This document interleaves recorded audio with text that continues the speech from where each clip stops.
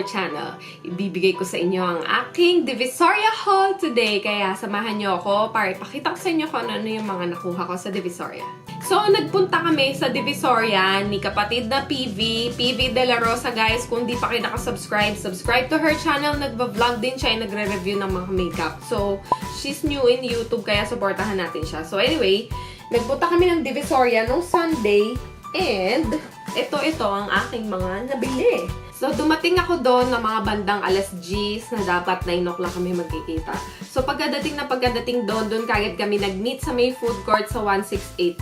So, nakakuha ako ng toys para kay Skyler. Doon to guys, sa may baba ng 168 Mall. Yung alam niyo yung patawiran na. Doon to sa may mga tabi ng mga nagtitinda ng mga flower. Yung malaking nagpa-flower shop doon, yung mga fake flowers. So, doon sila sa may bandang gilid. Sila yung unang-una sa may kanto na nagtitinda ng mga toys. Kinuha ko si Skyler nito. 200 pala to. So, hindi ko siya natawaran kasi dalawa lang yung binili ko. Pero pag nag-bulk order ka daw, papatawarin ka ni ate. Naisip ko kasi para masanay na siya sa mga ABC. And maganda siya dahil color-coded. So, at the same time, matuturuan namin si Skyler kung ano-ano yung mga color. And ang kinaganda niya, ano siya guys, wood. So, hindi siya madaling masira. And then, ito yung isa kong kinuha kay Sky. This is 80 pesos. Ayan. Mga shapes naman siya na itatapat niya kung saan. So, maganda rin tong training for her para ma-familiarize siya dun sa pag-organize ng mga shapes and matuturuan din siya at the same time kung anong tawag dun sa shape na yun. Siyempre, hindi namin palalagpasin ang Glad King sa may 999 Mall. Doon sa mga nagtatanong kung saan ang Glad King, pag galing po kayo sa may 168 at papunta kayo ng 999, bungad siya. Bungad na bungad. Nasa left side lang. So, malapit siya sa entrance. Kumuha ako ng 2 lashes.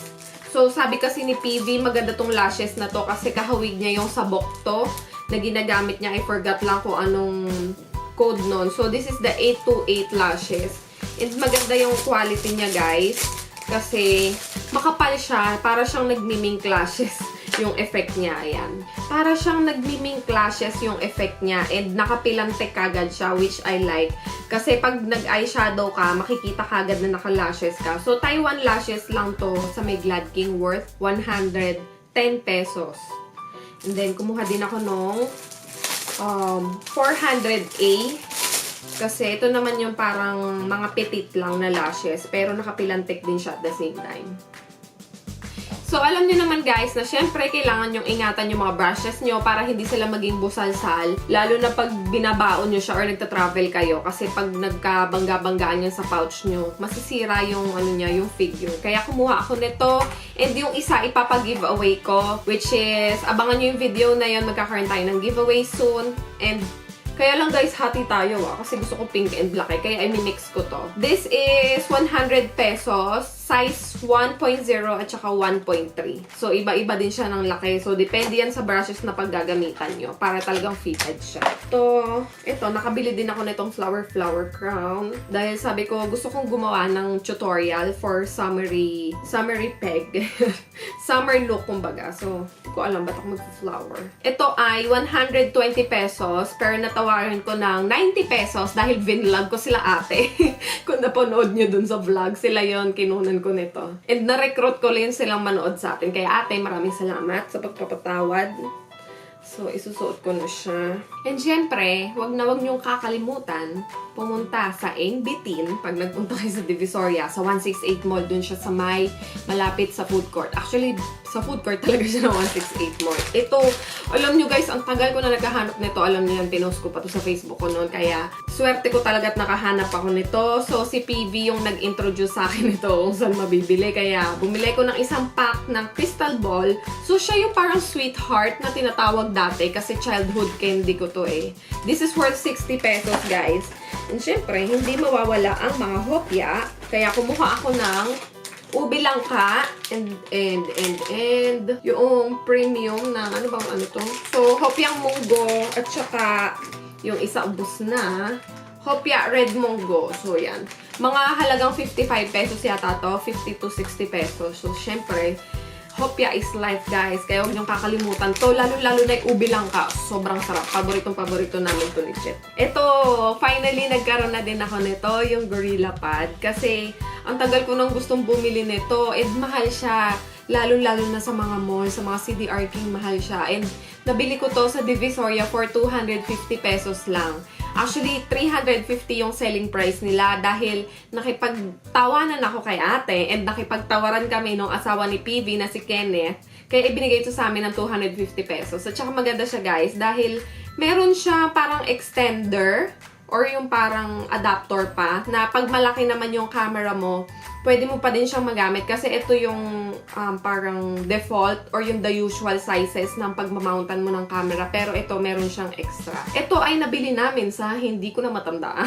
Sa may bandang 168 lang din to, guys. Kaya kung naghahanap kayo, yung presyo niya is around 250 pesos. Ganyan. Binilhan ko din si Skylar nito, yung parang hot na parang cartoons or yung mga, ano mang tawag dito? Hindi ko alam eh. Kasi nakitaan ko yung isang bata nito nung nag-grocery kami and nakuyutan ako, hindi ako makahanap dito sa may palengke sa amin. Kaya nung nagpunta ako sa Divisoria, sabi ko ihahanap ko si Skylar nito. Ito last minute ko itong nakita na wala na ako ng pag-asa na meron eh. So kakaikot ko nakakita ako. 120 pesos sa tawaran for 100 pesos. Ayan. Dahil tulog na ang may-ari, ako nagsusukot. Yung totoo, ako yung nag-enjoy. Siyempre, di rin ako mawawalan nito yung panty girdle, guys. Akala nyo lang talaga sexy ako at wala akong dyan. Yung totoo, nagsusuot ako ng panty girdle. Ang laking tulong ng nagagawa nitong panty girdle na to. Kasi, alam mo yun, yung taba mo, ipapasok niya pa loob. Parang ipa-flap niya yung tummy mo and bibigyan niya ng korte. Kasi talagang kinocompress niya dahil dun sa sikip niya. So, nakakita ako nito. Nagkaroon ako nito. So, una ako nakabili nito sa Eastwood, yung mga tiyanggi-tiyanggian doon sa may Libis for parang 400 pesos or 500 pesos that time. And meron siyang sizes, guys. So, small to medium and medium to large. So, ang kinuha ko noon that time, since bagong panganak lang ako, is medium to large. So, kumuha ako noon black and skin tone. This is worth 250 pesos. Pero, ang selling price ni ate is 300. Binilhan ko din pala si Skylar ng mga pambahay niya. 150 pesos, dalawa. Namamahalan nga ako actually eh. Mura na ba yun? Dalawa for 150 pesos. Pero, ang liit lang kasi ng mga tela niya eh. Pero maganda naman yung quality. Stretchable siya. And maganda yung pagkaka-print niya. And ito yung tipo ng tela na gusto ko for Skylar. Kasi si Sky patakbo-takbo siya and madali siyang pawisan. Para maging breathable yung breathable, parang panty liner lang. So, ito yung naisip ko para ma-press ko sa pakiramdam niya. Ayan, kinuha ko siya ng Hello Kitty kasi favorite niya to. Tapos, yung kakalakad ko sa labas, kasi mga bandang 2:00, naghiwalay na kami nila PV dahil nahiya na ako sa kanila kasi ang dami na nilang dala. Tapos ako, ang dami ko pang gustong puntahan. Sorry guys. Kasi parang yung mga gusto kong puntahan is yung mga siksikang tao, ganyan. So, gusto ko talaga maghalungkat ng mga mumurahing bagay. And sila, marami na silang dala, kaya nahiya na ako. Tapos, yung asawa ni PV, napaka-supportive. Talagang sinamahan niya ako lahat sa mga gusto kong puntahan. Ganun. Uy, Kenneth, maraming salamat sa inyo, mga kapatid. Follow niyo sila, guys. Alam niyo, couple goals din yung dalawa na yun. Kaya, so, ito, nakakita ako nito. Alam niyo yung paglabas niyo ng 168 Mall, tapos yung street na papuntang Tutuban Mall. So, yung kahabaan na yun na street na yun, meron yung mga tiyanggi-tiyanggian na sobrang jump-pack yung mga tao. So, pag nakita nyo yun, yung unang tindahan sa may left side, facing Patutuban Mall, makikita nyo yung tindahan nila ate, yung nag-hi sa vlog. So, yung sinabi ko sa inyo na meron silang mga patches, ganyan. Ito, nakuha ko to sa kanila. Binigay to ni ate ng 150 pesos. So, yung tela niya is parang maong-maong style, pero hindi talaga siya maong sa kapal. So, meron siyang patch. Cute to guys, kasi siya, very summer yung peg niya. And nakakita din ako sa kanila nung parang mga nauusong ngayon na mga sleeveless. Maluwag siya sa kilikili actually. And yung pinaka-strap niya, mahaba. Kaya ang tendency, nakikita yung bra ko dito. So sabi ko kay nanay, i-a-adjust na lang siya. So tatahian na lang. This is worth 150 pesos din yata. So, meron siyang 4 na patches sa gilid. Ipapakita ko sa inyo itong mga pagsuot ko na guys. Basta make sure na naka-follow kayo dun sa Instagram namin kasi nag-OOTD ako dun o kaya sa Instagram stories. Pinapakita ko sila pagsuot ko na. So, yan. 150 pesos yan. Ang ganda ng mga patches niya kasi kaya kinuha ko sila. And syempre, hindi ako papayag na hindi kami twinning ni Skyler. Kaya, makakita ako ng pangmaliit. O yan. This is 80 pesos.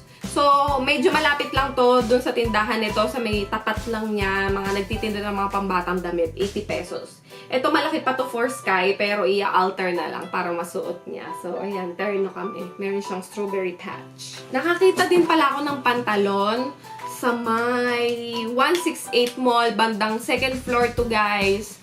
So, nakalimutan ko din kung anong pangalan ng store. Well, anyway, so ito siya.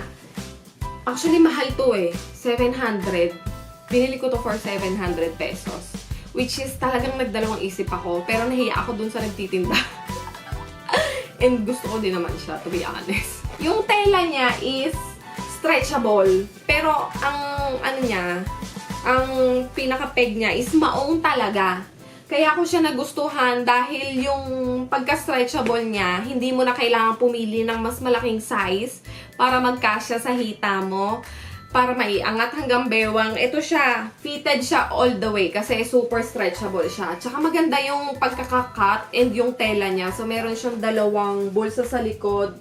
And yung niya, ay bak makita niyo yung kilig-kilig kung di pa ako nakapagpa-thread or nakapag-ahit. So, takpan natin. Fitted siya. So, hanggang paa. Maganda. Tapos, ito suot ko pala. Nabili ko din to sa may 168 Mall. Actually, si PV yung nagdala sa akin dito sa store na to. Nakalimutan ko lang, guys, kung anong pangalan ng shop nila. Pero merong page si ate sa Instagram. Abangan nyo, i-comment ko dito sa video na to kung anong pangalan ng shop niya sa Divisoria and yung Instagram page niya. Guys, meron silang mga damit na Zara inspired. And actually, yung iba may tag talaga ng Zara. Kung mahilig kayo sa mga style ng Zara, pwede kayong mamili dun sa kanya. And pwede din daw kayo mag-order dun sa online shop niya sa Instagram. So anyway, ito yung nabili ko. Parang jumpsuit. Pero hindi talaga siya yung hanggang sa ankle. So para siyang tokong. Ganun ba yung tawag dun? Yung kalahati sa may binte. And nagustuhan ko siya kasi maganda yung fitting niya. Tapos, ano ba to? Suot ko pa pala yan. Tapos, meron siyang parang pa-collar na ang lakas makasosyal. So, parang makamadam, ganyan. Parang corporate. Naisip ko pwede itong pang-event and pang-pasok sa office. And then, syempre, kumuha din ako ng pang formal na shoes or flats. Kasi minsan, pag masakit na yung paa ko, ayoko nang mag-heels dahil masakit kayo guys. Actually, hindi ako tumatagal sa heels. Pinakamatagal ko na siguro sa heels is 6 hours. After that, masakit na talaga siya. Ika na ako. So, kumuha ako ng comfortable na babagay pa din sa mga dresses or itong mga pang-outfit or yung mga pang-malakasang outfit. So, ito. Diba? Bongga. Buma-Valentino. Pero ito, nabili ko sa may 168 din guys. Doon sa may pinakababa, sa may ground. Makikita nyo doon yung mga nagtsatsyanggian ng mga sapatos. This is worth 400 pesos, pero natawaran ko ng 350 pesos. And syempre, last on my list, ito yung inalok ni ate. Ayan. So, para lang siyang matte. Maganda naman yung quality niya. Actually, this is worth 150 pesos. And not bad ha. Although, yung color niya is dirty white.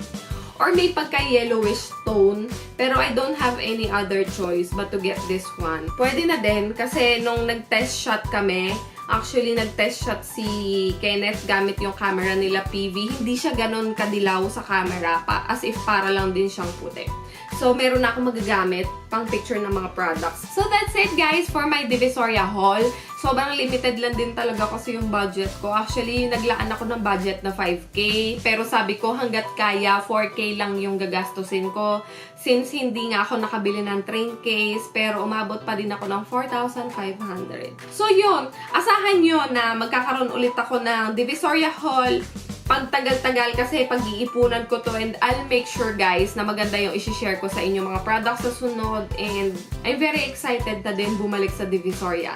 And pupuntahan ko yung bagong mall doon na parang 698 ba yun? Kasi bagong mall daw yun na mas mura yung mga items doon. Kaya pag-iipunan ko yun. Kaya guys, kung na-enjoy nyo tong video na to, bigyan nyo na ako ng thumbs up, mag-comment kayo sa comment box down below, and mag-subscribe na rin kayo sa channel namin, and pindutin nyo din yung notification bell para notified kayo every time we upload new videos, lalong-lalo na meron tayong giveaway video na darating. And syempre, follow nyo na din kami sa Instagram, Trends, sa Facebook, you can just type Nina and Jet, and then you can also follow me on my personal Facebook account, Nina Pepper, para updated kayo sa mga OOTD nitong mga pinagbibili kong damit. Thank you so much guys for watching this video. See you again on the next one. Bye!